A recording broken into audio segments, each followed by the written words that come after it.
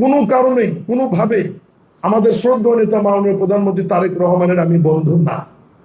কিছু কিছু নিউজ আসে, আমি মাঝখানে একটা সাক্ষাৎকারে বলেছি যে তারেক রহমানের বন্ধু মীর শাহ আলম দুর্নীতি করে, তারেক রহমানের বন্ধু মীর শাহ আলমের সম্পদ 8 গুণ বাড়লো। এই যে কথাগুলো, তারেক রহমান, শ্রদ্ধেয় তারেক রহমান বড় হয়েছে, পড়াশোনা করেছে ঢাকা শহর। আমার জন্ম, আমার বেড়ে ওঠা, আমার পড়াশোনা বগুড়া এবং শিবগঞ্জে। ওনার সঙ্গে আমার রাজনৈতিকভাবে সাক্ষাৎই হয়েছে 93-94 সালে। আমি ছাত্র দলের সেক্রেটারি হবার পরে, যখন উনি বগুড়া যাওয়া আসা শুরু করল। কোনোভাবে আমি আপনাদের মাধ্যমে আবারও বিনয়ের সাথে অনুরোধ করি যে এই বিষয়টি কখনোই কেউ নোটিশে বা নজরে নিয়ে আসবেন না। কোনো কারণেই কোনোভাবে আমাদের শ্রদ্ধেয় নেতা মাননীয় প্রধানমন্ত্রী তারেক রহমানের আমি বন্ধু না।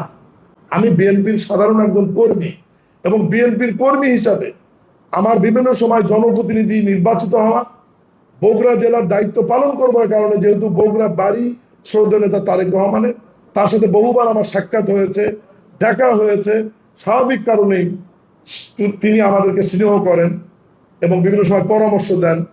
বগুড়ার মানুষ হিসেবে এইটুকু যোগাযোগ মাননীয় প্রধানমন্ত্রীর সঙ্গে আমার আছে। তিনি আমাকে চিনেন, ব্যক্তিগতভাবে জানেন, এইটুকুই তার সাথে আমার সম্পর্ক। কিন্তু অনুগ্রহপূর্বক তার সাথে আমার বয়সের অনেক তারতম্য রয়েছে।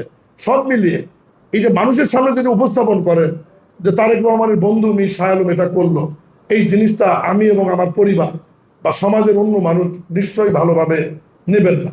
অনুগ্রহপূর্বক এই জিনিসটা থেকে, এই বিষয়টা থেকে আপনারা একটু দূরে আসবেন বা সবাইকে সজাগ করবেন, এইটুকু আমি অনুরোধ করছি।